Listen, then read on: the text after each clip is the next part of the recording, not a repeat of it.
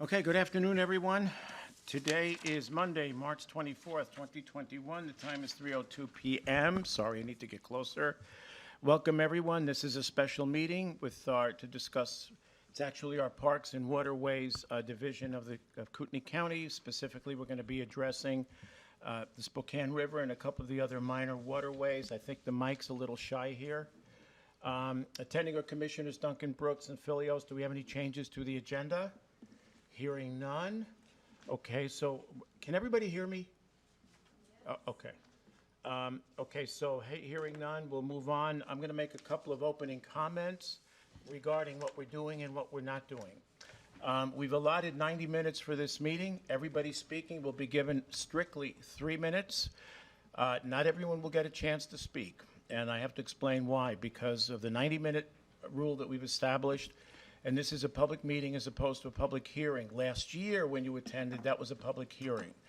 And a public meeting means that comments are not necessarily required. It's up to the discretion of the chairman. That's me. We will have comments. You will speak first before we make any decisions. So we're going to afford you that opportunity. It's going to go on for about 50 minutes, and then I'm going to turn it over to the sheriff so we can hear what he has to say, and Marine Patrol, and then, of course, we'll potentially look at making a decision. There's been some information and some misinformation. Nobody's out to shut down the river. No one is out to declare a no-wake zone or to take drastic measures. What we are taking up today is whether or not we maintain the 150-foot threshold with the discussion of the excessive wake.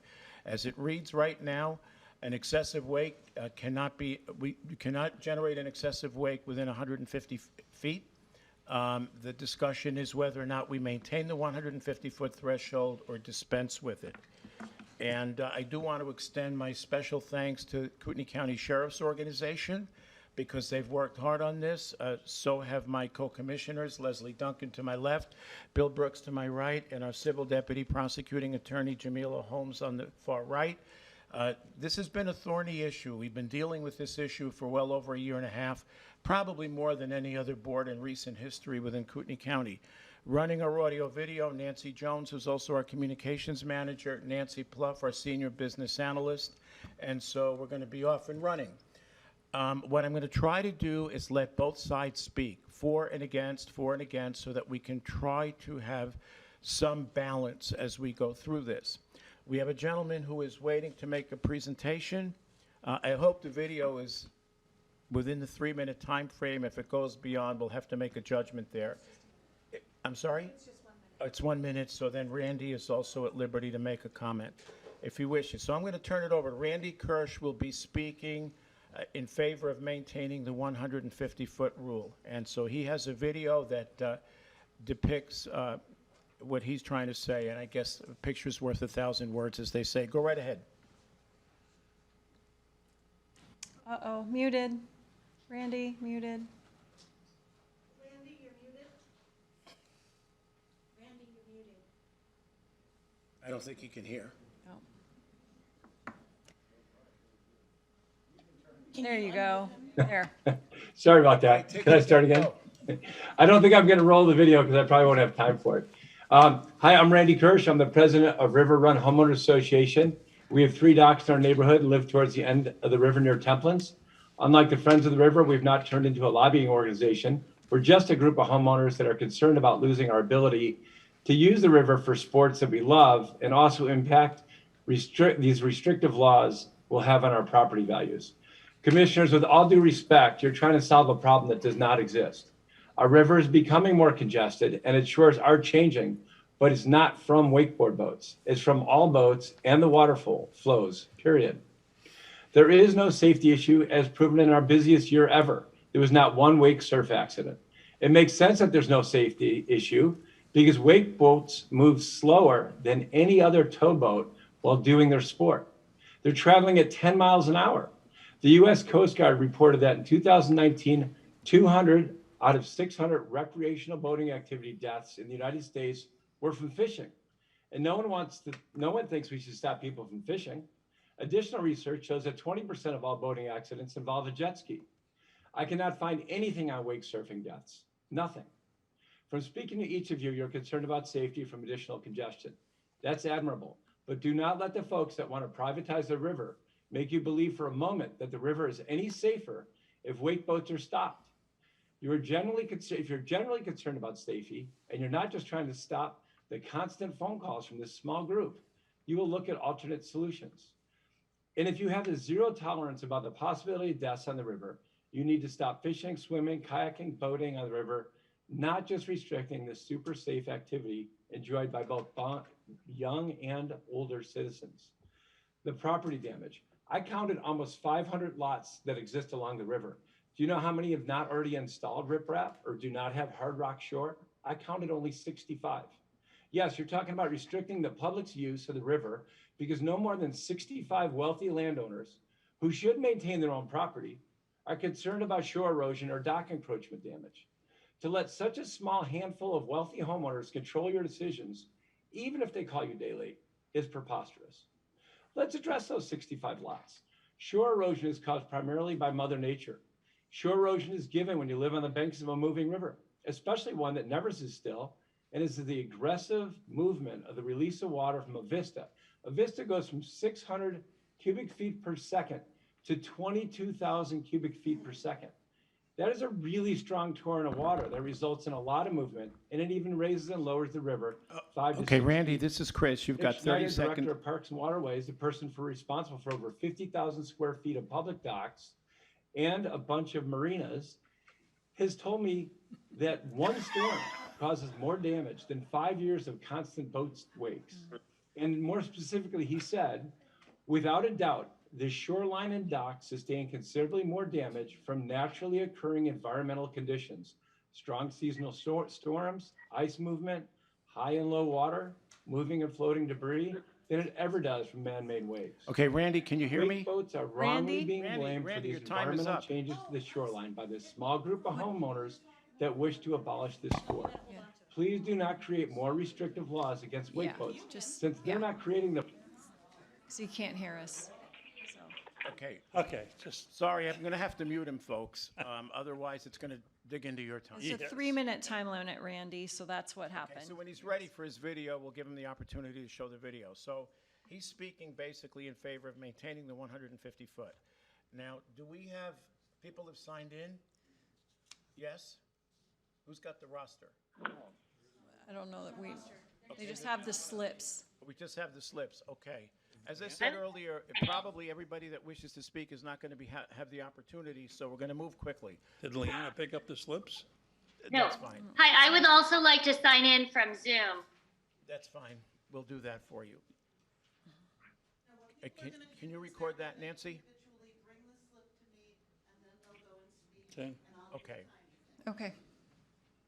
All right, so let's get somebody who is in favor of the 150 foot. Please come forward. Let's go. Jim, come So forward. come this please. way and Let's go. hand the slip over here to Tina, please, and then you can take the podium, okay? That'd be very helpful, thank you.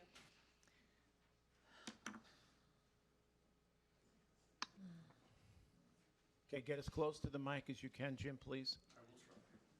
So Tina, the amber is what, 30 seconds left? Correct.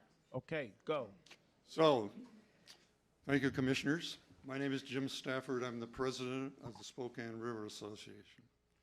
So let's make sure we are talking about the same issues. We are talking about the Spokane River. It averages 600 feet wide and is very shallow. It is 1% of all the waterways in Kootenai County, and according to the sheriff's data, it is the heaviest traveled waterway in Kootenai County. Commissioners, we have a problem. The recent ad from the Water Sports Industry Association, a national lobbying group for boat manufacturers and dealers, stated, "This affects all boaters and towed water sports enthusiasts in and around Kootenai County, Idaho." Not true. We are talking about 1% of Kootenai County waterways. We are talking about the Spokane River. In the email from the Hagedong Marine Group, they state that we are bullying the commissioners. And I apologize if you guys feel bullied, but we're trying to do our job. It's not true. What we are trying to do is make it possible to enforce the long-standing county and state ordinance which states during the day or night, no motor-driven watercraft shall be operated at a speed or in a manner that creates an excessive or damaging wake. Last year, when the excessive wakes were under discussion, Sheriff Wolfinger stated 2 things he was in favor of: no towing, and he needed a definition of an excessive wake so he could enforce the regulation. The result was you agreed to a definition that was blessed by the sheriff and the county legal department. Then you added a 150-foot no excessive wake zone, which in effect made no excessive wakes, which are illegal on the river, legal. I know that was not your intention. And as far as the sheriff's department choosing to educate versus enforce, that was not your intention either, because you wanted them to enforce the regulation. By eliminating the 150-foot no excessive wake zone, you will bring the river into compliance with county and state law. You will return the Spokane River to a safe and fun place for all that recreate on the river. And as I always say, it's the wake, stupid. Thank you, Jim. Let's go back to Randy. Randy, is the video ready?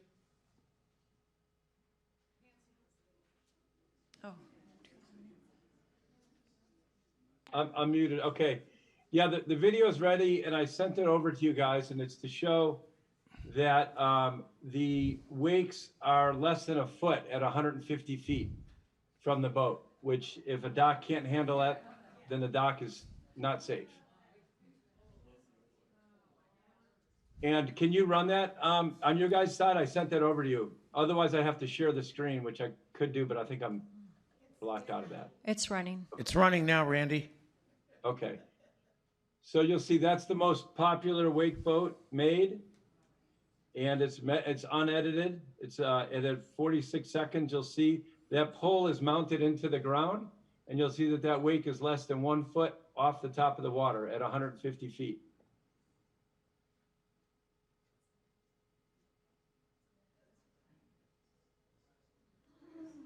I didn't want to edit it, so sorry, it's 46 seconds. That's okay.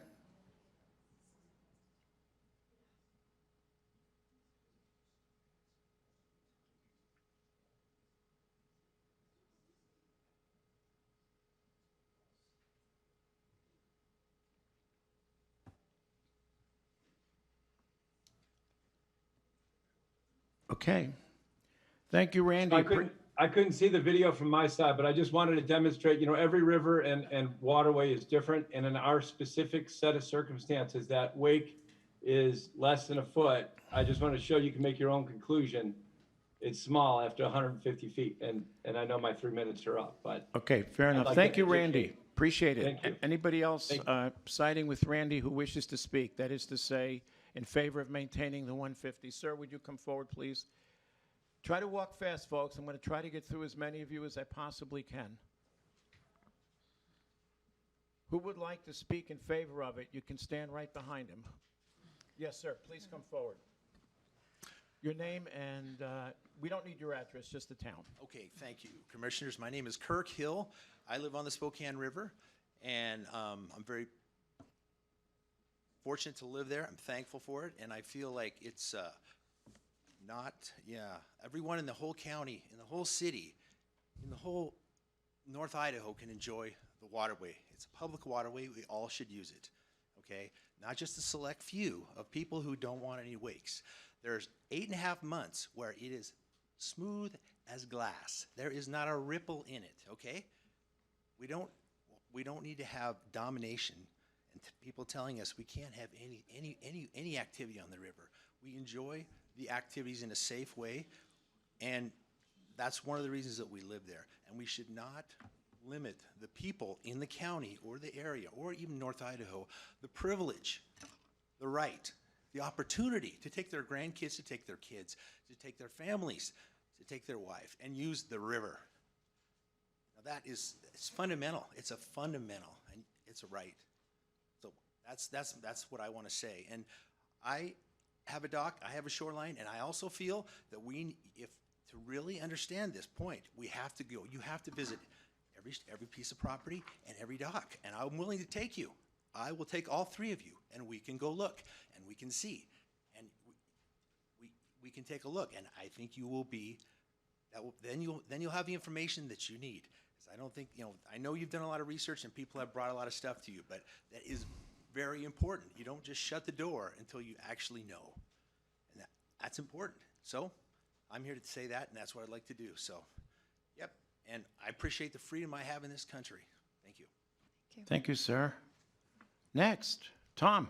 Well, no, we're gonna. Hold it, every there's a other gentleman one. behind you, Tom. Yeah, every other one. So, Good afternoon, Commissioners. Appreciate this opportunity to talk.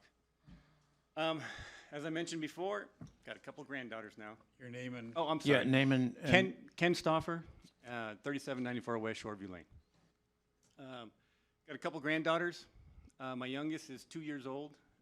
She's exactly now the same age as her older sister was when she was washed off the dock by evidently a 1-foot wave. It's just mind-boggling to me. It's very simple. It's a safety issue. This particular activity at this particular location on the Spokane River is not compatible. It's not compatible on a safety zone. It's not compatible in an environmental arena. I like to shoot guns. That's a hobby of mine. If I want to shoot a rifle or a gun, I go to a gun range where it's safe and it's designed for that activity. I don't do it at a public park where I'm going to endanger the public. If I want to race cars, I don't, but if I wanted to, I'd go to a track. I wouldn't do it down the middle of Sherman. The two are not compatible. Exactly the same with these excessive wakes on a narrow, shallow body of water. Common sense, I would hope, would prevail. I also saw the email alert from the Hanging On Marine Group. I thought it was long on propaganda and fear-mongering and short on facts. And I'm quoting directly from it. That says that a few residents want to shut down all wakeboarding and towing activities. That is not, as you mentioned earlier, that is not the goal of this proposition. That's not the goal of the residents on the Spokane River. The last few weekends have been really nice, seeing people out there wakeboarding, skiing, kneeboarding, tubing, without having to worry about this small minority of boaters monopolizing the river.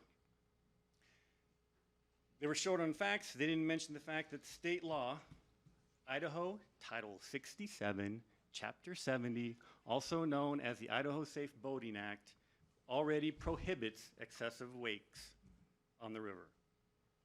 They also didn't mention in their little email alert that their own boating industry standards, as Jim mentioned earlier, set minimum safety distances for operating a wakeboard. The 90% of Spokane River would not qualify under the boating industry's own guidelines. And yet these guys are screaming that we should let them do this on the river. Blows Jim, my mind. 30 seconds, sir. Okay. There's a lot of, I think, ignoring the facts. There's a lot of heads being buried in the sand and ignoring the dangers, ignoring the safety issues, ignoring the environmental issues. My last suggestion would be for those in attendance that feel that way, you need to pull your heads out of the sand. Thank you. Tom, will you be speaking in favor of the 150? To retain it, correct. Okay, take it away. Tom Torgerson, Coeur d'Alene, Idaho, lifelong resident. So I sit at the pleasure of your commission on the Waterways Advisory Board. We, as a group, stated our recommendation was to let this 150-foot rule go for another year so that the sheriff's department and the Marine deputies could further study it. There have been, and you can fact check me, Bob, 0 injury accidents regarding wake surfing. And Chris, with all due respect, your comment was, I will not sit here and wait till somebody dies because of this before I enact something. And with that, I would say, right across the street, we have a skateboard park that it was paid for by the city. So That is a way more dangerous sport. So what are we going to do with those? What are we going to do with people like me who backcountry hill climb snowmobile? Where one of my friends got killed on Tiger Peak this year. Do I think there's an issue with wake surfers that don't pay respect to what they do? You bet. Absolutely. Do I have a dog in the race? Absolutely not. Don't have one of them. Don't want one of them. Won't have one of them. When we that are fortunate enough to own waterfront get the right to get an encroachment permit, remember, they are not dock permits. They are encroachment permits because we, as waterfront owners like I am, get that privilege to encroach on the state of Idaho's people that own those waterways. Is there a problem? Yeah, I think there is. Do you punish everybody when there's no health and safety risk? I don't think so. I'm vehemently opposed to this, but for a completely different reason. If this is going to be about erosion and dock damage, then call it that way. And then make your move with that as your directive. I beg you not to do this. I think it's punitive and overreaching. And I just hope to God that we can get a group of people together to make people that operate those vessels in a more respectful way to take care of the issues, which are real, but to do it in a proper way and not mandated and overreaching, in my opinion. With all due respect, thank you. Thanks. Thank you, Tom. Sir, do you want to come forward? Are you speaking in favor of the one, in terms of abolishing the 150? Oh, we just got this guy right here. I'm sorry. I'm sorry? Oh, there's a Sorry, they're all gentleman lining here. up right here. Oh. Commissioner, I'm sorry. Yeah. At the very least, my name is Clay Howard. I live at 710 South Millview Lane. And at the very least, we should maintain the 150-foot rule because, unfortunately, if the 150-foot rule is adhered to, then with the river traffic we have, it makes this middle of the river unsafe. I sit at my dock and I watch what happens. And I don't think that wakeboarders want to get close to docks. They do it because they have to avoid other river traffic. And I think that's a variable in the equation that should be considered. They're not being disrespectful intentionally. They have to get out of the way of other boaters. And everybody has an interest and everybody has a right to use the river responsibly. Unfortunately, the amount of wake boats and skiers on the river make it impossible to maintain a safe distance from the docks. And if there is an accident on the river, I think it's going to be somebody hitting a dock. And yes, I've had my property damaged by wake boats. They buzz my dock regularly. And that's all I really have to say on that. I'm confused. So then you're saying you want to maintain the 150? That's the very least that should be done. Maintain a 150-foot rule, and it should be enforced. But your argument seems to indicate that you want to do away with it because of the potential risks. The potential I'm risk of confused. what? I'm saying that at the very least, the 150-foot distance should be enforced. Enforced. But you said that it compresses What the happens, traffic into the middle what of happens the river. on that river, the river's not wide enough for safe boat traffic while people are skiing. They have to get close to the docks to avoid one another. Then they buzz your dock. Oh, okay. And then they damage your property. So there are portions of the river that are no wake zones. Why is the property of those interests more valuable than the owners of the property? And you know, just because someone has some means to live by the river doesn't mean that his property Oh, sure. and his rights are not as valuable as others. Okay. Thank you, sir. Okay.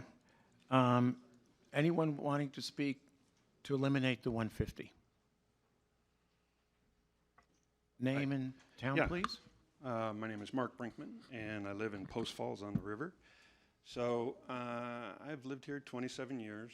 I've had 3 houses on the water, one at upper third, one middle third, and now I'm at the lower third of the river. So I've seen erosion issues and things like that, just like everybody else. But for me, it hasn't been excessive. To me, it's a cost of doing business as a landowner there. I need to maintain my own area. So I am not, by the way, I do not have a wakeboard boat or a wake surf boat.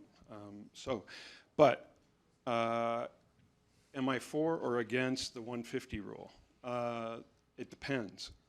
I'm in favor of removing the 150-foot rule if the excessive wave part of that ordinance is also removed. Otherwise, if you don't, I'm in favor of keeping it. And the reason being, if you remove the 150-foot rule and leave the excessive wave definition in place, then what we'll be faced with is essentially a no-tow river, with the exception of water skiing. Water skiing, you ski at approximately 30, 35 miles an hour. And that would be on plane with most boats. Otherwise, anything that's less than planing and above no wake speed, if you remove the 150 rule without modifying the excessive wake rule, then it'll be a no wake or a no tow river, which I don't think anybody wants. Real quickly, safety, I would agree with all the things that have been said before with regard to safety. I think it comes to a personal responsibility as a boater, operator of that boat, to decide what the conditions are at the time. Is it safe to go out? Is it safe to go out and do the activities that I want? Should I go somewhere else and do those activities? I'm an adult. All these people in this room are adults. We all should be able to decide for ourselves and stay within the guidelines that you all put forward to us. But on a safety issue, I don't think you can start anywhere without having or requiring all boaters or operators of the boat to have a boat license. There should be a boater safety course that you have to complete to get your boat license. That should be the basic. Otherwise, you can make all these regulations that you want. If the people that don't know the rules of the water, and a lot of them don't because they haven't had boater safety classes, they're not going to know they're even breaking the rule. So the next thing is, with regard to the goal 30 seconds. Boisterous people, the Spokane River Association used to be representative for all the people on the water. It is not now. Everybody, by their own minutes, with the exception of one person, voted with a hand show to be a tow-only river. That would be the ultimate goal for them in their own minutes. So that's not representative. The vast majority of us want common sense. Have some regulations, do the best you can, but it comes down to us as homeowners and as responsible citizens to do the right thing. Okay, thank you, sir. Okay, thanks. So who's next?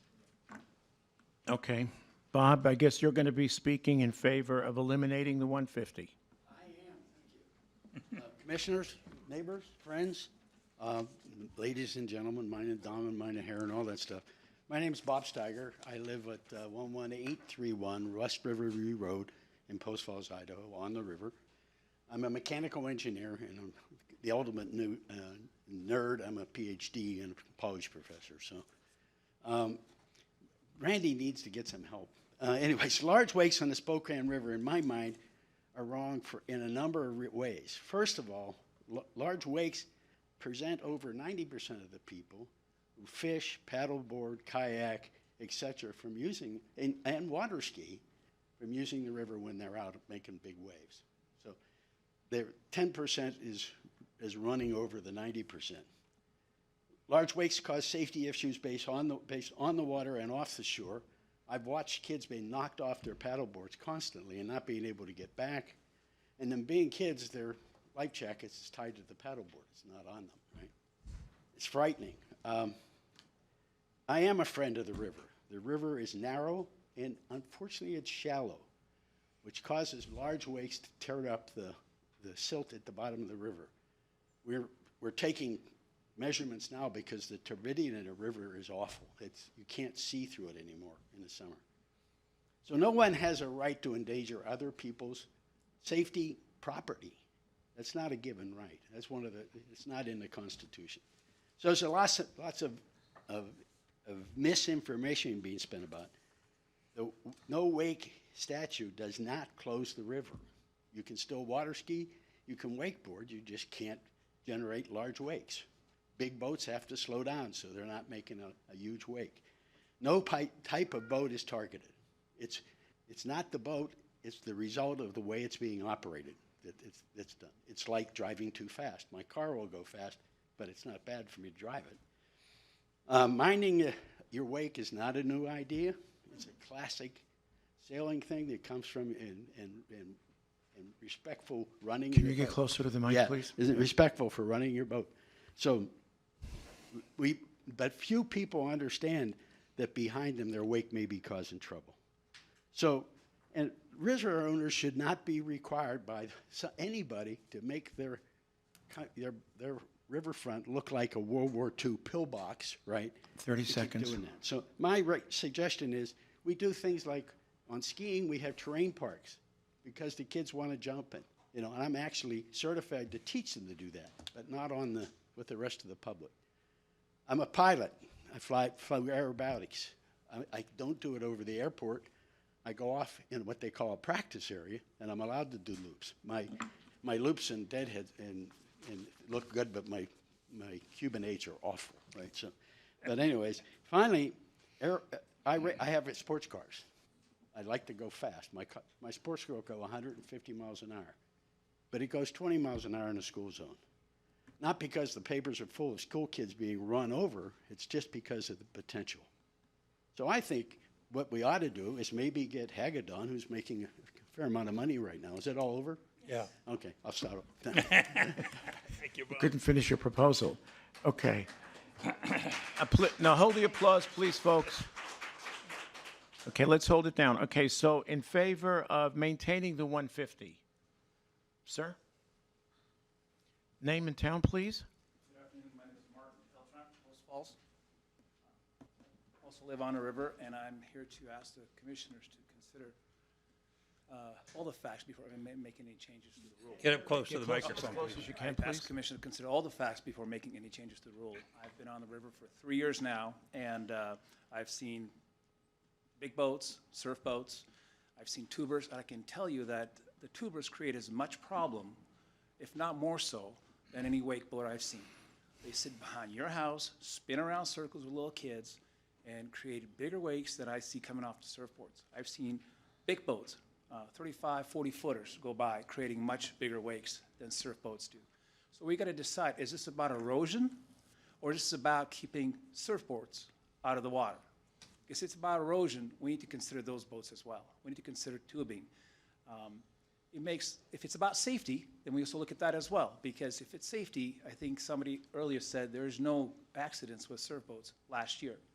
Yet I look at kids, 3 or 4 kids in a tube being pulled by their irresponsible parents on a 4th of July weekend, where I wouldn't go out there in a boat, much less tow my 3-year-old or 4-year-old or 6-year-olds in the tube. So we got to decide, or you got to decide, what is this about? If it's about safety, we can mandate it, we can regulate it, but outlawing or not allowing surfers out there doesn't address the safety concerns. So I think that safety argument is out the window, because there are other much more serious problems. Tubers running to the dock. I had one that literally went under my dock because they were too close to the dock. So I don't think that the argument that this is dangerous presents or has any merit.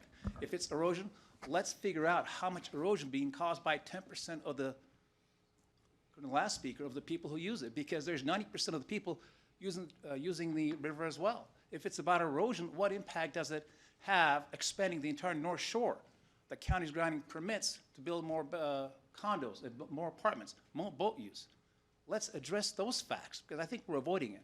There are some people for surfing and some people against surfing, and each party will decide, it'll tailor their argument on what they think works for them. But if it's about erosion, let's address it. I don't think we have all the facts here, because the erosion by the 90% of the people, according to the last gentleman, is just as bad, if not worse. Same with the big boats, same with the tubers. So I think you do need more information before you make any changes. Thank you. Thank you. Thank you, sir. Speaking to eliminate the 150. Avis, how are you? My name's Ava Stafford. I live at 4699 West Mill River Court on the river. I'm here speaking for my neighbor that has little kids that can't play on the beach anymore because of the huge wakes that knock them over. I'm here speaking for the paddleboarders and kayakers that cannot do that activity anymore because it's unsafe. I watch them get knocked off their paddleboards daily. I'm here speaking for my disabled son who was knocked out of his seat when he hit an excessive wake from a wake surf boat for the first time. We could have designated location for wake surfing on the lake. Don't say wake surfers can't wake surf, just designate the middle of the lake for that activity. You designate football in a football field, tennis in a tennis court, skate park for the kids to skateboard so that they are in a safe environment and they're not going along the street where they can get hit by a car. There are so many regulations made to protect people from themselves. Seat belts, helmets, life jackets, activities in restricted areas. Restricting excessive wakes in the river is protecting themselves and everyone else from that activity that could be done safely in a designated area. My suggestion to you is to be bold and establish a designated wake surfing recreation area in the middle of the lake. Make a photocopy of Lake Coeur d'Alene. Use a Sharpie and draw a line down the middle. That will be the wake surfing area in Kootenai County. It will be safe for all boats and will not cause property damage or erosion. It's really the perfect solution. The biggest and most egregious mistruth that was in the Hagedon ad is that we who live on the river do not believe that everyone should be allowed to use the river. That's the furthest thing from the truth. And the reason why we have been writing to you and speaking with you for years now, and every opportunity we can. When boats with excessive wakes go down the very narrow and shallow Spokane River, they take over the river to the point that no one else can enjoy it. For instance, wake surf boats are 10% of the boats, and when they surf, it affects 90% of the other people wanting to recreate. We know from the sheriff's data that 40 to 50% of all boats are coming from out of state. Some really don't care about safety, property damage, or our environment. They don't have any skin in the game. We are not trying to shut down the river to wake surf boats. A wake surf boat can be operated like every other boat that is manufactured on the river and can be on the river and go to a designated recreational area to wake surf. The Sheriff's Department's new Marine deputy and the Post Falls Chief of Police both have wake surf boats, and they both agree it is too dangerous to wake surf on the river. Boaters who care about the surfers behind the boat go to the lake, not the river. Listen to them. Please make the right decision and eliminate the 150-foot no excessive wake zone and leave the entire river no excessive wake. In doing so, you could be saving a life, and for that reason alone, it's the right decision. Thank you. Please hold the applause. Okay, speaking in favor of maintaining the 150.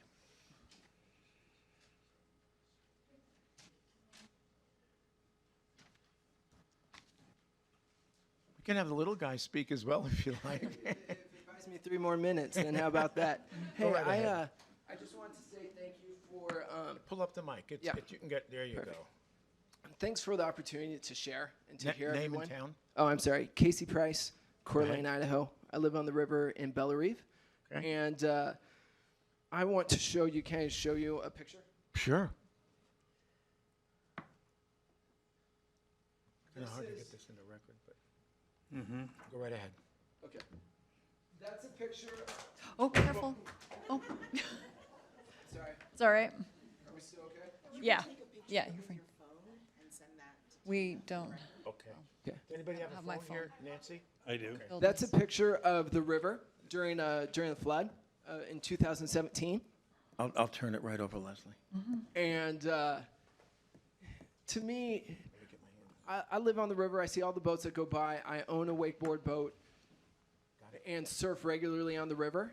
And those small waves and the wake surfing wave has nothing to do with what nature does. And that, I think that's a prime example of what we see in and out of seasons with erosion. So if this is an erosion issue, the boats aren't causing what Mother Nature does, and it's an issue with all boats, not just wake surfing boats. Wake surfing boats are staying 150 feet off, but not all boats are. So that means that we're seeing waves on the shoreline. So from that standpoint, erosion, I just ask that you consider that. It is not just the wake surfing boats, it's every boat, and far more than that, it's Mother Nature. From a safety perspective, I have 4 boys. This is the youngest. He'll be 2 in September.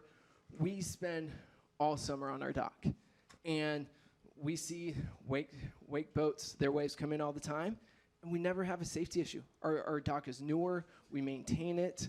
I keep the snow off during the winter, and it's in good maintenance. And I want to be respectful. I know that there's people in the crowd that have had safety issues, and my heart goes out to a kid getting washed off the dock, or ma'am, your son who got bounced out of his seat in the boat. But I also think that it's just, on some level, when there's a big boat coming my way, whether I'm wake surfing or not, slowing down and adjusting for the wave that's coming. So as a parent for 4 boys that lives on the river, recreates on the river, every activity is going to have some level of safety. But I think that Tubbs Hill, which we all cherish, there's a level of safety on Tubbs Hill. And I hold his hand when we go on certain sections of it, and I let him go on his own in other sections of it. And so I just ask that as you consider safety, you'd recognize that this isn't what everything is made out to be. Your time's almost up. Okay. No, it is up. Thank you It so is much up, for your time. okay. Yeah, thanks. Thank you, Casey. Okay. Okay, speaking in favor of eliminating the 150?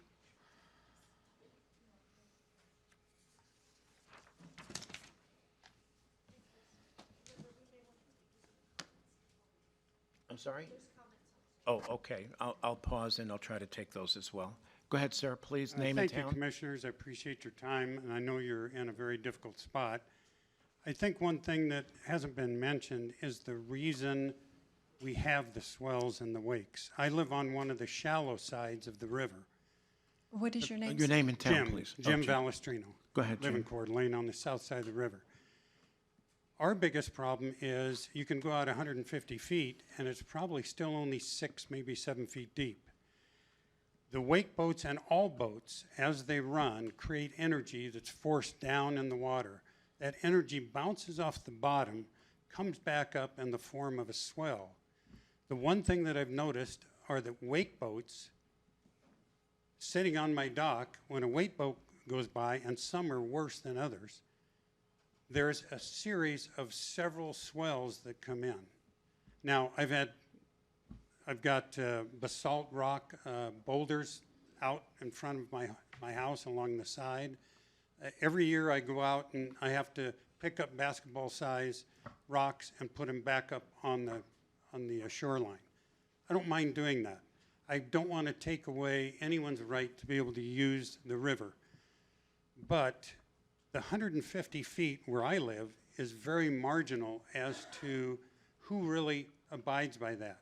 More and more we're seeing, as the river becomes crowded, boats are coming within 60, 70 feet of our dock. And that's where the problem lies. And especially if a wake boat does come even within the 100 or to the 150, they're still only in 6 or 7 feet of water, which creates that series of swells, and that energy doesn't have space or time to dissipate. On that video that the gentleman showed, I'm sure that was in the deeper side of the river. As you can see, those wakes dissipate because of the depth, and they lose the energy from bouncing back up off the bottom. So I just hope, and the other one thing, we weren't allowed to put buoys out on the 150 marker because that was supposedly creating a problem, even though some on some of the points, some of the homes, and by the way, I'm not a millionaire that lives in the 60 people that people were talking about. I just live on the river, having fun, watching people have fun on the river, and asked that if we could get back to maybe putting markers or something out at the 150 feet. and the idea of educating boaters. I know the sheriff has a tough time. I've seen boats go by at 60, 70 miles an hour at times, and you can't stop all of them. Actually, those going on plane created less of a wake than most of the slower boats. So I appreciate you letting us speak, and good luck in solving your problems and trying to keep everybody happy. I don't care about Hagedorn and what he writes, and I just want everyone to be happy on the river and enjoy it. Thank you, Jim. Okay, so let's turn to the folks that are online. Is there anybody who wants to speak in favor of maintaining the 150-foot threshold? Tell them to raise their hand or something. Yeah, I would. Where do I raise hand? Kathy? Your name, please? Oh, we've got your name. Kathy Kirsch. Go right ahead, Kathy. Okay. Some of what I was going to say has already been covered very well, I think, by people, so I'll try to keep it short. I just would hope you would listen to your Parks and Waterways director, listen to the Waterways Advisory Board, Marine deputies, and the majority of the public. Those people have some real experience with what's happening in our very own Spokane River. Take a look at that video again that shows our exact situation. When people are saying the river is shallow, that video was taken in a very shallow section of the Spokane River. And it definitely does show the wake dispersing by the time it hits 150 feet. I think one of the troubles that someone did mention is the difficulty if you remove the 150-foot language, but you do not change the definition of excessive wake. And I just want to say again how important it is that we make sure we, if we take out the 150-foot language, you have to change excessive wake definition to a wake that is unsafe or creates property damage, and then it's going to be up to the judgment of the officers, which I think is okay. We leave life and death decisions up to the officers every day, and I'm comfortable that they would make the right choices. But in addition, I think we should start a boater education class. I would be very in favor of everyone needing to have a boat license. And I think that classes are already set up by most states and funding is available. The WSIA will provide education materials to the county for free. So I hope that what you guys will think about doing is educating and not over-regulating by suggesting that we push all the boats down into the Lake Coeur d'Alene in the center of the lake is just taking one neighbor's concerns and shoving it down to another neighborhood. That's like oversimplifying the entire situation. They're sailboats. They're giant sailboats and small sailboats in Lake Coeur d'Alene. Boats always have to give way to someone under sail, but if you've also got a boat that's towing someone, it's going to be a disaster, and I'm not in favor of that either.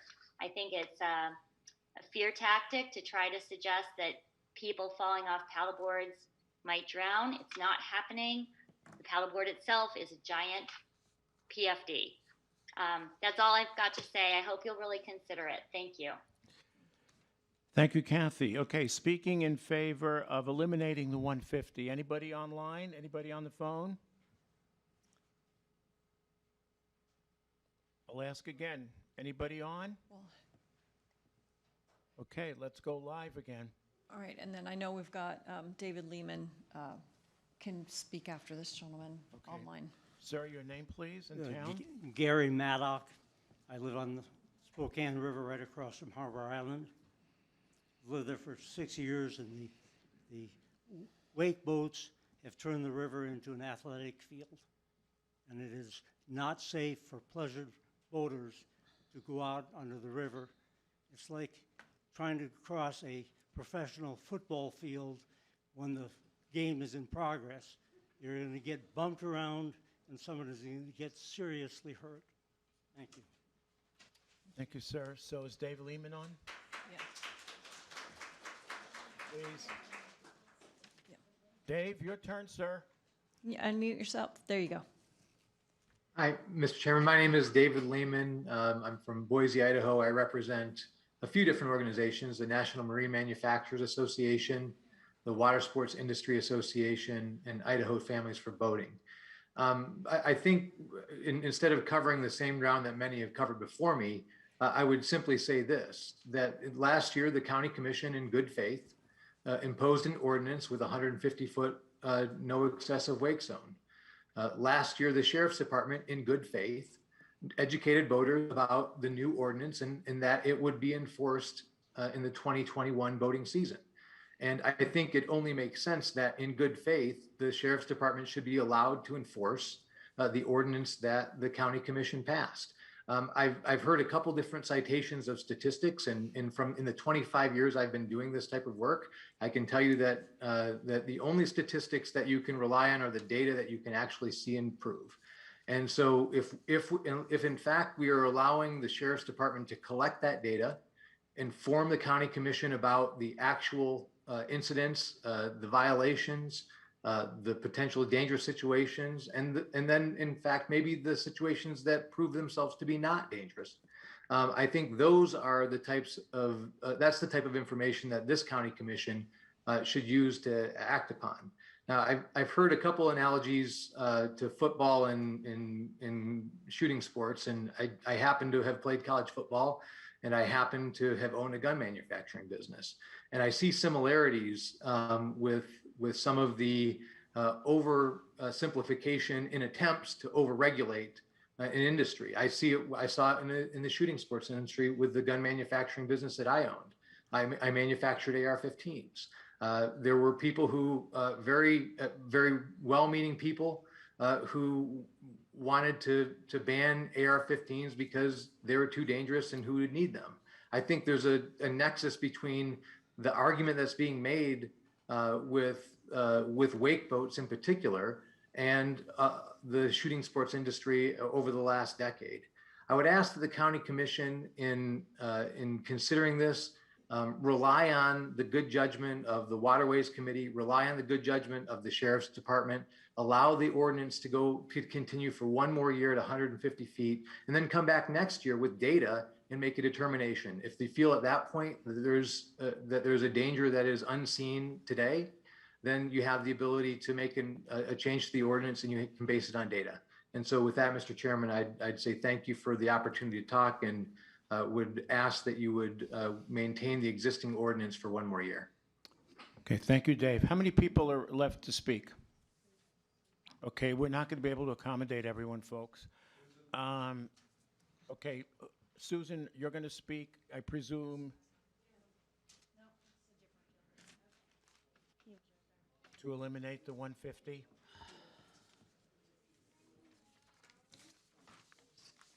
Okay, we'll take one more after Susan, and then that's it. And then I'll turn it over to the sheriff.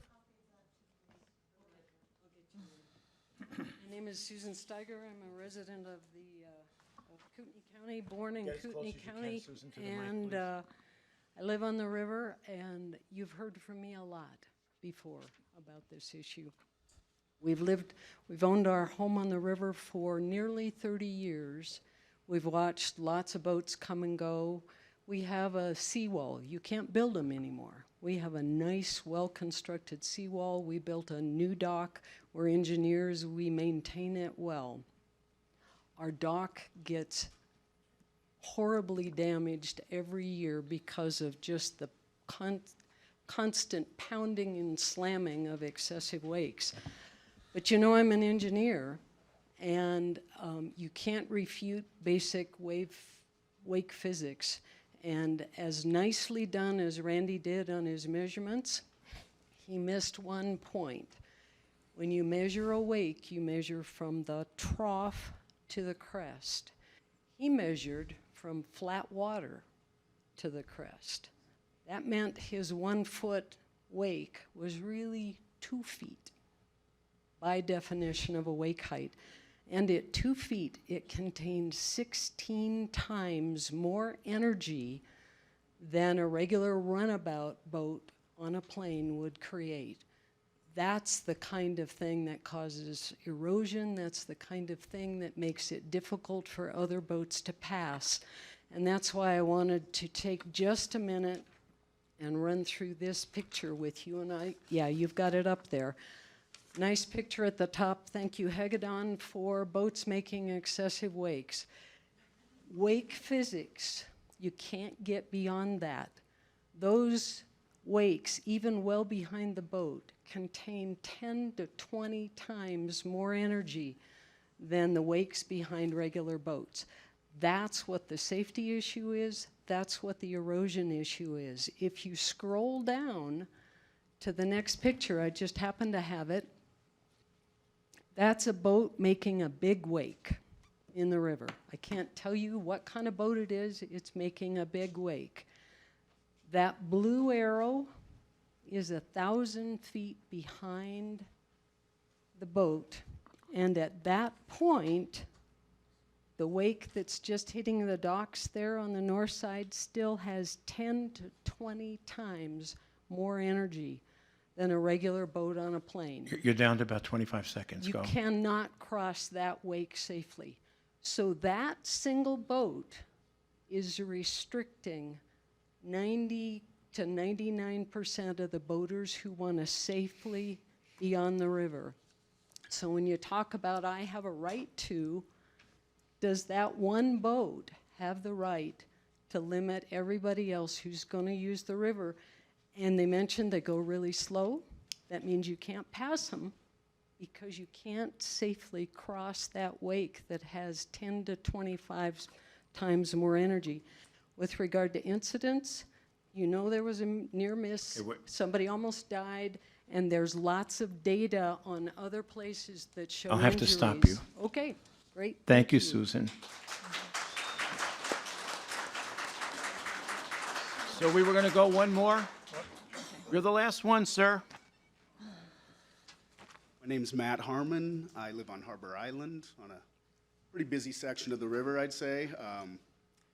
I noticed last year, since the 150 rule went in, that the waves were definitely smaller, hitting my shoreline and my dock.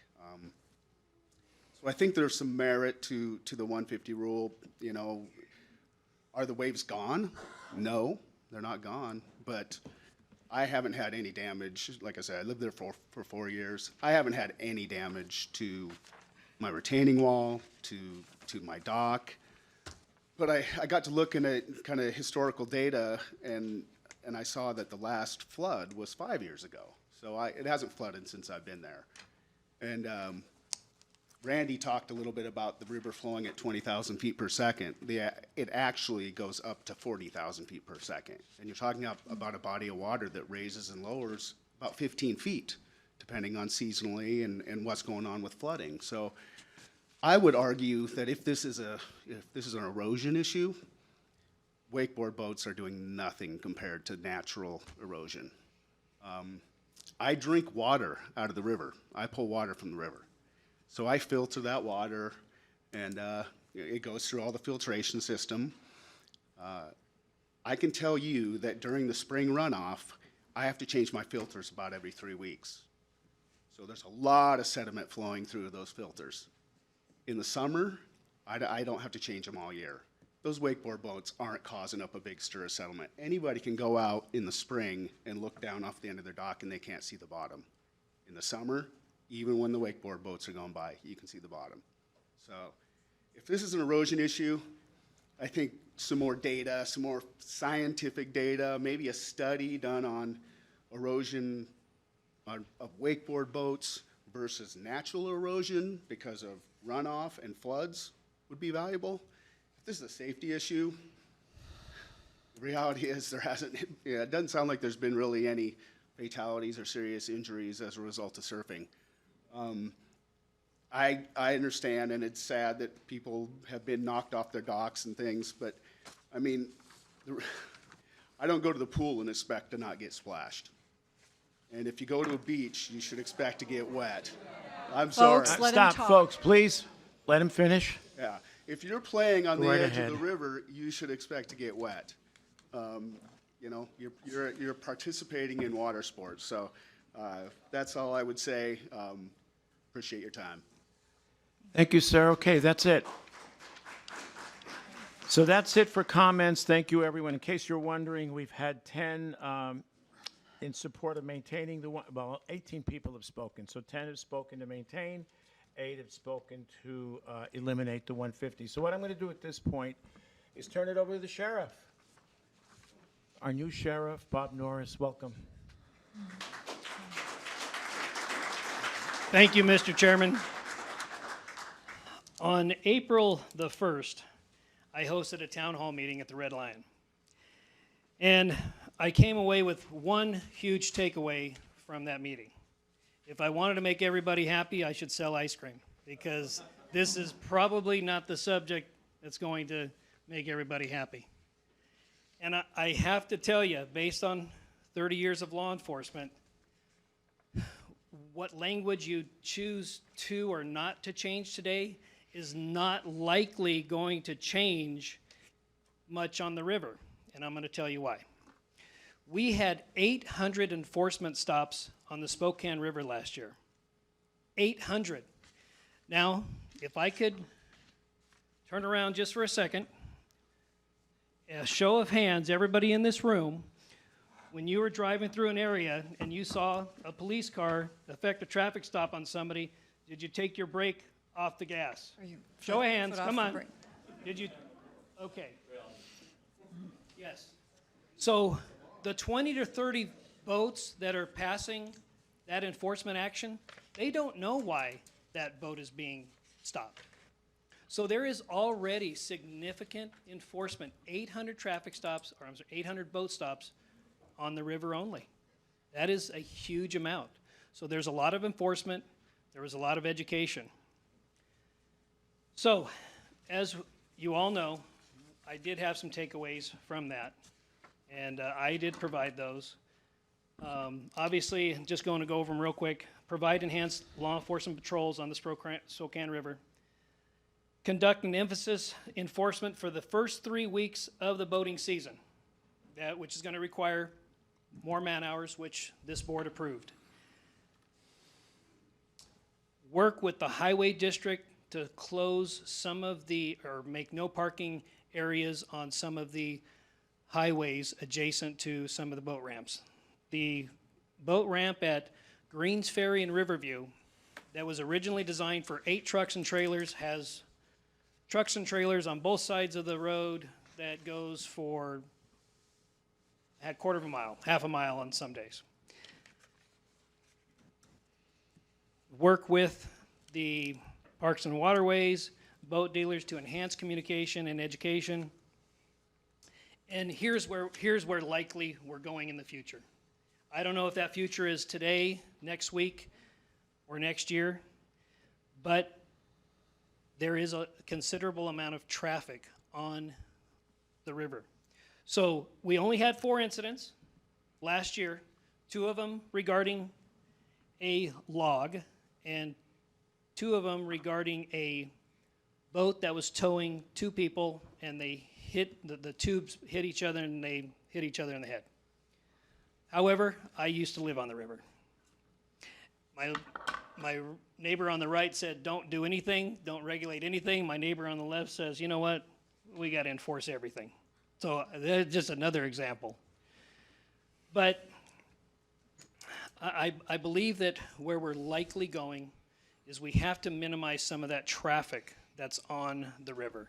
So I would suggest, which this did come out of the meeting, by the way, that consider restricting wake surfing, boarding, tubing, water skiing Friday through Sunday and adjacent holidays from 10 a.m. to 6 p.m. on the Spokane River. Now, one other thing is that whenever we make laws or ordinances, we have to make sure there's 2 things in that they're simple and they're consistent.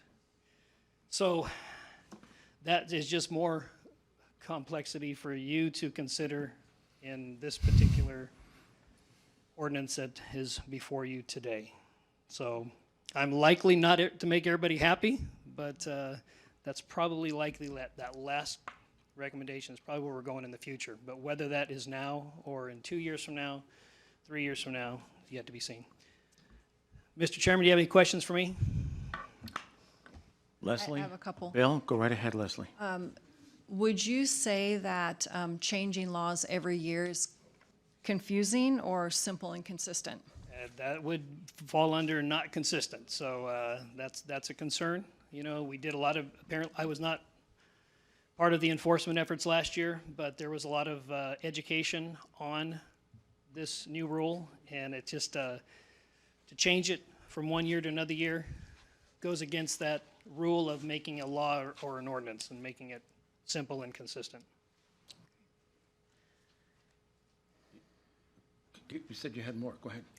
Yeah, I'm just trying to figure out how to phrase Now, it. if there's if you need somebody, a water expert, you know, I have Sergeant Miller and Lieutenant Klinkefus here.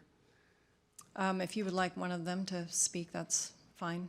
Okay. Either way. I mean, I don't know. You look like you had a question. Like, you know, I might not be. I was able just to answer. trying to think about how to phrase it, because at this point, I have not been presented with any evidence from, or substantial evidence even, from KCSO to warrant more restrictions. So that's kind of what I was. Well, we base all of our enforcement activities on measurables, and we pre-establish what those measurables are beforehand. In this particular case, injury or accidents, collisions would be one of those factors, and like I had said earlier, we had a recorded 4 incidents on the river last year, 2 involving a log that hit a boat, or a boat that hit a log, and the other 2 regarding the tubing. So that would be a measurable, and we had 4. Okay. And none of them had to do with the wake surf boat. It did not appear that way. Do we have any additional on the 2 tubers that hit each other?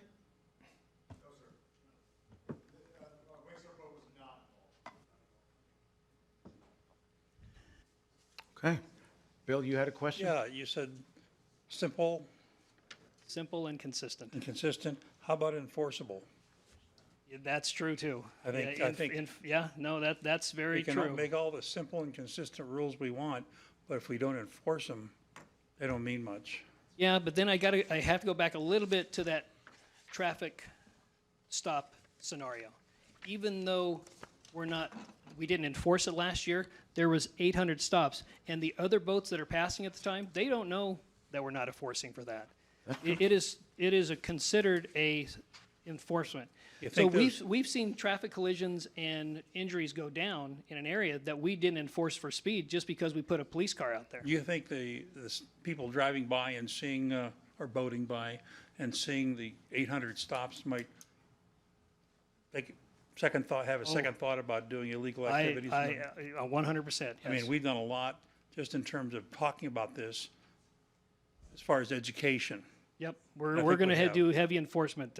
Absolutely. Yeah, I mean, one of the bigger problems I see on the river is closing within the 100-foot of your dock violation is certainly, and that's easier to prove in a court of law than it is the wake. As law enforcement, how do you determine when your officers see somebody reckless driving or doing inattentive driving? Is there a specific ironclad definition for that? Generally, for reckless driving, you want to have 3 minor offenses, and then that would generally equal a reckless driving.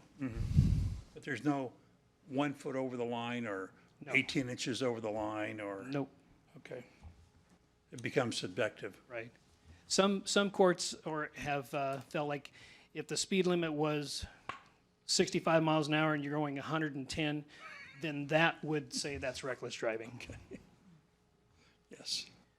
So do you feel that with the addition of all the buoys that will now be in place for this boating season and the additional extra enforcement, do you feel that that will have a positive effect on some of the traffic issues and some of the other issues that are complained about? Well, probably not traffic until we restrict, or until it's decided later that it might be restricted. But I believe that with an emphasis of what we're going to do for the first 3 weeks, using volunteers' docks, that we're going to be in plain clothes, and we'll have our patrol boats out there down the river. It's going to be much more aggressive this year than you've ever seen it on the river for the first 3 weeks, and that'll be our emphasis patrol for the first 3 weeks. In your stuff you did last year, the stops, how did it break down as far as people from Coeur d'Alene area, Kootenai County, and people from out of the county? I don't have those, but maybe Sergeant Miller? Or? No, he doesn't I have think it. He says he Sergeant doesn't Miller have that data. it either. So, I look in the parking lots and I see Washington, Washington, Washington, Idaho, Yeah. Washington, Yeah, Washington. no, I agree. I would agree with that. I would agree. They don't have a vested interest in our community like we all do. And unfortunately, Idaho allows them to register their vessels here, and that's what may be compounding the situation. Anyway, any other questions? I think it's a good idea to register the vessels here, but I charge $500 per vessel for out of state. I agree. Well, I agree, and I've made this recommendation in the past. If there is a public dock, not a private dock, but a public dock, such as the Red Lion or Hagedon, that there be a $400 or $500 addition fee put on those slips, and that go directly towards waterways enforcement and what have you. They'll pay it. Okay. Leslie? nothing right now, but I might have something later. Okay, I have a question for you, Sheriff. Yes, sir. In terms of enforcement, what's easier? If there's no distance established, or if there's a distance that you have to measure? You know, it's not that, in my opinion. And Will, if you can start walking up here, in my opinion, it's not that. Because how do we enforce this? So you've got one boat going this way, and you got one boat going that way, and the inertia of both of those boats create an excessive wake. Who do I cite?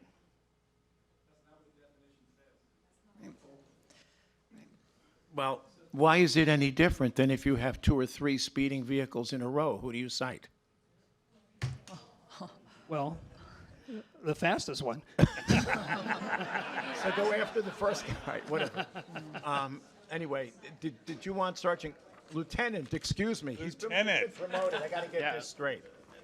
So I guess the crux of this was, you know, the folks in the room that have pointed out that excessive wakes have been illegal for many years, and that is true. What we had problems with was what's an excessive wake. We have about 70 people in this room. There's probably 48 different definitions of what that excessive wake was, or 180 different definitions. So we wanted a definition, right? And so that's what we've got. That's what we believed at the time, and we still do. That makes it more enforceable for us. We can see the boat that is doing that action, creating that wake. We already train ourselves to estimate distances, and so that definition is what helps us. The problem before that was, and even today, if we're going to go based on a damaged dock, if somebody waves us down and says, my dock was just damaged, okay, which wake was it? And which boat created it? We don't know, and it's very difficult to prove. And I bet you if we put the prosecuting attorney in here, and we might be able to ask Jamila, that's going to be a difficult one in court to prove. Which boat caused that damage at that specific time?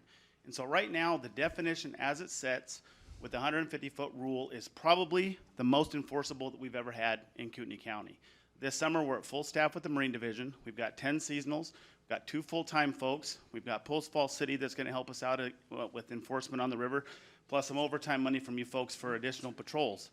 So in our mind, this is the summer to use this ordinance, get some good enforcement out there, and try to make a difference. And we'd like this year to do that.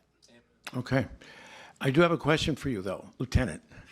There was an incident on the river last year that I believe you classified as property damage, and so it was. And I wish the individual whose son it was here, but she's not. Anyway, what turns out what happened was he was on a jet ski and did not have good visibility because of wake activity in the region. And I don't know who was generating the wake. That's not important. So his visibility was very limited. When he finally caught the glimpse of an oncoming vessel, he bailed. And had that vessel not turned in the opposite direction from the direction that the individual bailed from, he might have been seriously injured or killed. Because it turned out the boat actually crushed the jet ski, it demolished it. Now, we classify that as property damage. That's would have been a potentially serious accident. Involving a jet ski, not a wake surfer. But as a result of a large wake. May not have been a wake boat. That's up for debate. No, I wasn't there to determine whether that was a large wake or not. But if he had no visibility, clearly what was obstructing the visibility was the wake. My Could very well have point been. is, it is very difficult to identify everything, but what we classify as property damage, which it was, I think sometimes we have to look a little deeper. But anyway, okay. Yes, sir. Any other questions? Just one other comment. There is some cleanup language that I understand that KCSO would like removed from the definition, and it's just stricken the last line. Is that? Yes, ma'am. Would you like to read that? Just Sure. for clarification. Or the wave resulting from operating a vessel to cause water to lap onto or over a dock, pier, or other lawfully permitted encroachment. And that line is the actual reason why I did not vote for the ordinance last year. So I would be in favor of voting for striking that line. What we generally see is if the dock is a floating dock and it has freeboard of 8 to 10 inches, a very small wake is going to go up and over that dock. And so that wake, by that definition, may not have been created in such a way to be excessive, but it's an excessive wake because it happened to lap over that low slung dock. And so removing that verbiage is going to help us in enforcing excessive wakes, on docks that are set up properly. The docks that are very low in the water, many wakes are going to go over that dock, and most of them are not excessive by definition. So does that mean you would be in favor of eliminating the 150 if that were stricken? Absolutely, 100% no way. I want everything to remain the same for next year, except for that bad language, which is a problem for enforcement.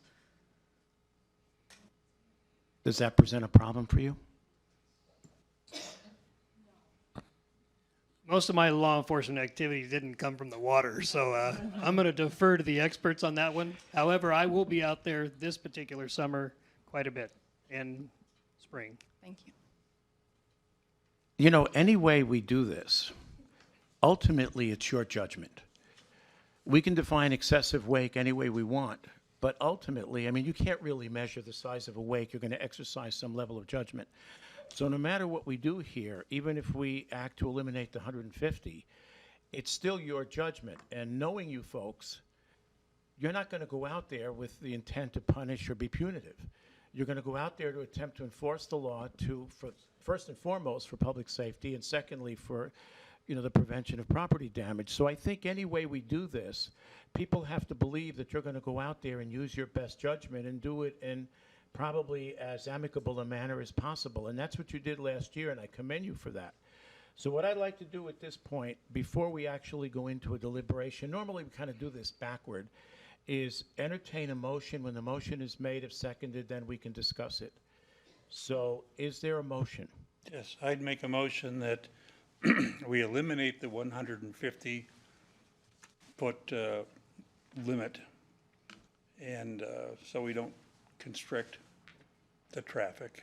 Can I also add to that, Bill, if it's okay, because we need to be specific? It would be the Spokane River, Oh, I'm sorry. Hernan, and Lower Twin Lakes. Yes, I think that's and I like to trust the deputies to enforce this.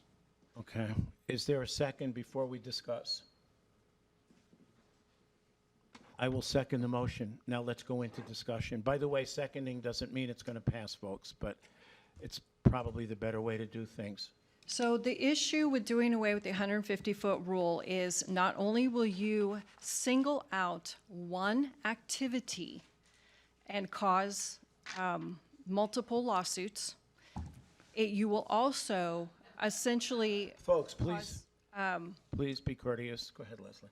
Other boats who create these excessive wakes, just by definition of displacement, is you're going to also have them operating at a speed that,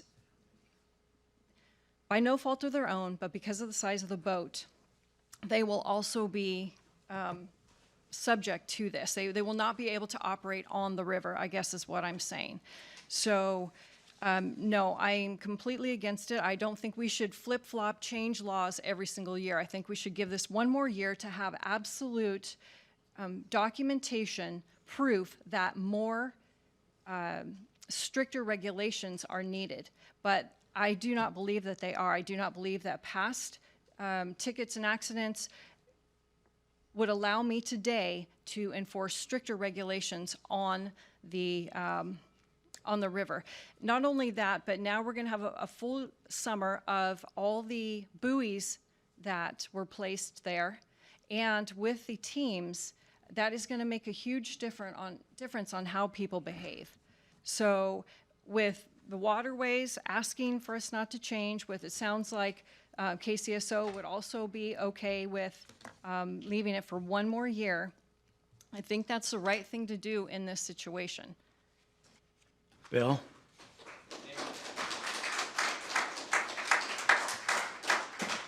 When we have a 150-foot section on each side of the river where excessive and damaging wakes are not permitted, what does that say about the middle of the river? Does that say, therefore, excessive and damaging wakes are permitted there? I think it does.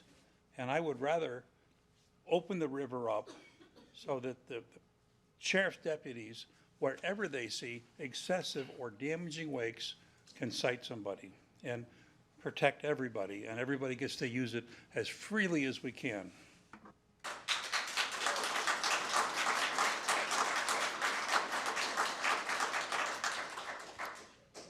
You're done? I'm done.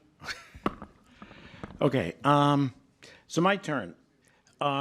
What we're looking at here, and it's just a simple fact. We have a fixed body of water with an increasing population. Now, some of the traffic, or the increase in traffic last year, was probably due to COVID and the fact that we were a little more open than Washington. But the growth rate continues. We're arguably the fastest growing county in the United States, and so that's going to increase the traffic, but the size of the waterway doesn't increase. Secondly, we have the situation where the Department of Lands has basically, beginning this Thursday, is opening up, I'm going to call it a parking lot, which is basically going to allow something in excess of 40 vehicles with trailers, so people essentially catering to the day boaters. Next year, we complete the Atlas Mill riverfront, and so that's going to add probably at least a dozen jet skis and a number of boats at the same time. So to ignore the fact that we have, as I said, fixed body of water, increasing traffic, is basically to beckon an accident that's going to be inevitable. It's not a question of if, it's a question of when. And let me go back to the April 1st meeting that the sheriff graciously held, because some of the folks believe that there are those who really want to shut down the river. So here are the results of that. Sheriff, how many people were there? It looks like you had about 100 people. About 100 people, and there were about 10 surveys that were kind of either didn't answer all the questions, so we had about 90 that were active in all the questions. That's about right, yeah. Okay, so basically, and I'm just going to read three of these questions and show you the results in case you haven't seen them. The first question was, I support the 150-foot no excessive wake zone as it stands. Complete or somewhat disagree, 50. Somewhat or completely agree, 40. So most of the people did not support it as it stands, okay? I would like to see the 150-foot exclusion zone lifted so that any excessive wake would be prohibited on the Spokane River. Somewhat or completely agree, 54. Somewhat or completely disagree, 40. So far, more people seem to be indicating, at least from that survey, that they want to lift the 150-foot restriction. I can touch on towing, even though that's not necessarily in and of itself a topic. I would like to see towing, wake surfing, boarding, tubing, etc., water skiing banned or restricted on the Spokane River. Completely or somewhat agree, 41. Disagree, 49. Just two more. I'm satisfied with the amount of law enforcement presence by KCSO Marine, excuse me, on the Spokane River. Somewhat or completely agree, 47. Completely or somewhat disagree, 33. So good job, guys, last year. Last one. Number 5, I want to see the entire Spokane River designated as a no-wake zone. Somewhat or completely agree, 13. Disagree, 80. So let's put that issue to bed, please, okay? Despite some of the hyperbole that's struck us last week. Okay, so here's my summation, if you will. Right now, the 150-foot rule, however well-intentioned it was, And we thought it was when we passed it last year because, in fact, we were trying to provide an avenue for people who were surfing or wake surfing, if you will, wakeboarding, to be able to use that center channel without basically inflicting any potential harm or any damage to property. Well, as it turns out, it became a license for an increase in the activity, not just the activity of the wakeboard boats, but just essentially the activity that resulted in excessive wakes. And the end result was that it came to within the 150-foot zone, so it was often being ignored. The other thing we attempted to do, if you read, and most of you have read the resolution, was not to single out a particular vessel or necessarily a particular activity. Now, what we did say when we referred to some of the boats, particularly for wakeboarding, was artificially enhanced wake. Well, for goodness sakes, if you're not trying to generate a big wake, why do you have ballasts? What sinks a submarine? Ballasts. And so the point is you are going out and deliberately generating a larger wake. Now, let me sidestep a little. That doesn't mean we outlaw the boat or that we outlaw the activity. What it means is that the sheriff has a certain amount of discretion. There may be people wakeboarding or wake surfing that in his or their discretion is not an issue. Well, fine, leave them alone. If it is an issue, take the appropriate action as you see fit. The safety concern, I think I touched on earlier. And that was a particular incident, but let's look at it more generally. When someone is generating a huge wake, and in this case I am going to specifically refer to wake surfing. So you have a large wake, and there's a vessel trailing that wake. For that vessel to be able to successfully confront the wake, it essentially has to go bow up. Otherwise, if he attempts to plane, the boat starts to rock, people lose their balance, and you have a potential accident or a capsize. So now you have not only the lead vessel generating an excessive wake, but now you've got the backup or the vessel behind generating an excessive wake. So you get a virtual compounding effect, and that's something we have to consider. Let's look at the environmental issue. When a wake is generated, and once again, it can be anything. It can be a yacht, it can be a surf boat, it can be anything. As that wake approaches shore and begins to strike the bottom of the bed or the bed of the river, it accelerates so that its impact is far greater. But there's something else that happens when it accelerates. Turbidity. It stirs up the sediment. What's in that sediment, folks? Mining tailings, okay? So now we have a potential environmental issue, and as I look around, I don't see DEQ. I certainly don't see EPA. But that doesn't mean we can't have an issue there. And so really what we're trying to do here is to say, look, the state of Idaho, you've got a series of ordinances, laws. Basically, it's category 67. I'm not going to recite them. But the state of Idaho never defined excessive wake. So law enforcement basically has to go out somewhat naked and make a broad judgment. What we've done here is defined excessive wake so that they have some guidelines that they can apply, essentially using their best judgment. And as such, and for all the reasons I've given, I would strike the 150-foot rule. I believe there's a good definition of excessive wake. I believe we need to come into conformity with state law, and we need to eliminate it. Okay. Are there any other comments, Leslie? Yes. So the survey that you mentioned was extremely small. We have 24,000 registered boaters here, and there was approximately 100 people at the meeting. So it's a very small survey. Right now, our ordinance does not address damaging wake. So it is against the law to have a damaging wake on 100% of the river. So let's get that totally straight. This is only talking about the definition for excessive wake. And if you're talking about traffic, eliminating 10% of the use, I don't see that as really making a dent in the traffic issue. So unless, if you want to get rid of the 150-foot rule, then let's change the definition so it does not single out one activity. And I will tell you that Willamette River in Portland, they did outlaw that, and guess what? They were taken to court, and from my understanding, that was overturned. And so now they are allowed to have wake surf activity back on the Willamette. So I'm just telling you, this is a huge mistake. Let it go one more year, so we have some good data to back up any further regulations. Bill, any more thoughts? The bottom line here is that it's all our river.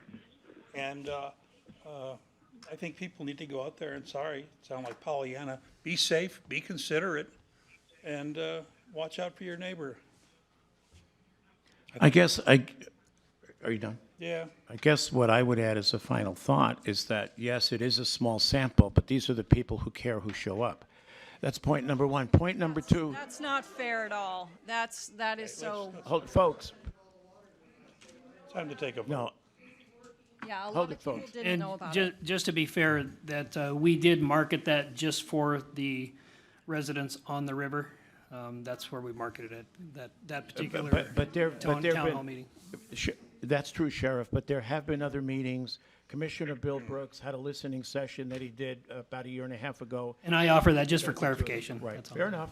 I know Leslie Duncan has had conversations. I've had conference calls with both sides collectively and individually. So let's move on. The other point is that I don't know what the out-of-state traffic is. But if this is going to send a message to the out-of-state traffic that reduces it and renders the river and other smaller water bodies safer, to me, that's worthwhile. And so maybe that's not the primary objective, but the fact of the matter is they can register their boats here. And we have jacked the rates, by the way, people, but we didn't take them up fivefold. So I'm getting confused now. Is it safety? Is it traffic? What is it that you are getting rid of the 150-foot rule for? Because I keep hearing you go back and forth, but there still is no significant evidence. Traffic, eliminating 10% is not going to help, okay? Safety, we've already established that the safety of the activity does not there's no data to back it up. But as you increase traffic, you essentially create a greater burden on the safety issue. Correct. So then do away with all towing when it's appropriate. Like the sheriff said, maybe Saturday, Sunday, noon to 6. That's a starting point after this year when it is proven that it's too much for the existing laws. We have not had strict enforcement of the existing laws on the river, okay? So, you know what, feel free to disagree, folks, but do not be rude, all right? Yeah, So please hold the comments, folks. that's what I'm trying to say. Give it one more year so then we have data to back it up, because this will go to court and we need to be able to stand here and say, we made this decision because of these accidents, because of these tickets, because of this volume, and have real data. And there's even studies that are going to happen. Valley County and U of I are getting together and they're doing a study on Idaho water about these excessive wakes. And also there's some more wake videos going to be made about the different displacements about all the boats. Because I'm telling you what, the folks on the river are not going to be happy, because with the volume and the big boats, that's going to create the same amount of wakes. It will, and the same amount of height and all that. Well, then why not take the action now? Because we don't have data to back it up. There is no accidents, tickets, all that stuff to back up going that extreme right now. Now, what I will say is after June, after July, we can even revisit this in July, in August, and say, okay, guess what, folks? We've had this many incidents. We now need to go to no towing, 10 to 6, 12 to 6, whatever it is, Saturday, Sunday, and we'll have data to back it up. But right now, we don't. Okay, so data comes in different forms, right? You have data for speed, you have data for traffic, that is to say volume, but you also have data for accidents. So let me go back to your original point. You say I'm wandering. What am I wandering? We're basically dealing with two issues here. We're dealing with public safety and potential damage. If you increase the traffic, do you not create a bigger jeopardy in terms of public safety? And I just cited an accident that occurred. It wasn't an actual accident because he bailed out in a matter of seconds. Now, how long do we wait? If you're looking for data, and if you're looking for hard data, basically what you're saying is you're waiting for the accident. Well, and guess what, folks? So I think then we should outlaw all motorcycles, because they have a lot of accidents and people get really hurt on motorcycles. We can go on down the line, okay? So safety is subjective. It absolutely is subjective. What I think is safe may not be what the sheriff think is safe, may not be what other people think is safe. When people pay attention, and they do quite a bit, when they're on the river because it is so busy and they have to pay attention. I just think we would see more incidents if that type of regulation was warranted. I don't see the harm of giving it one more season so the sheriff can go out there and do his job, and the buoys that have been in place now, this the first year, can do their job. I think we're going to see a different different stuff on the river this year. I really do. Sir, we're not taking Please, we're public not taking any comments. more comments, sir. You know, we talk about data, we talk about the lack of enforcement, which of course we increased last year, but for years, going back years, there was sufficient enforcement, and there was a period of time where the enforcement went lax. Now, why that happened, I don't know, but this board took up the action to make sure that it occurs. And I'd like to see it continue. I understand Commissioner Duncan's arguments, but I have to respectfully disagree. I don't think this is a time to wait for more data. I think we're kicking the can down the road. I think we have data, I think we have experiences, and we have one axiomatic piece of information, which is that you have a fixed body of water with increasing traffic, and there's no sign that it's going to relent. So I'm going to call for the question at this time. Take the poll. There was a second. Okay. Commissioner Brooks? Aye. Commissioner Duncan? Nay. Chairman Philios? Aye. The 150-foot is hereby removed. And the meeting is adjourned. Can you make it clear? What? Can you make it clear that that applies also to Fernan? I did earlier. Lakes? Yeah. See it in the motion. And I got the picture. So now you have just taken that. You just send it to Tina.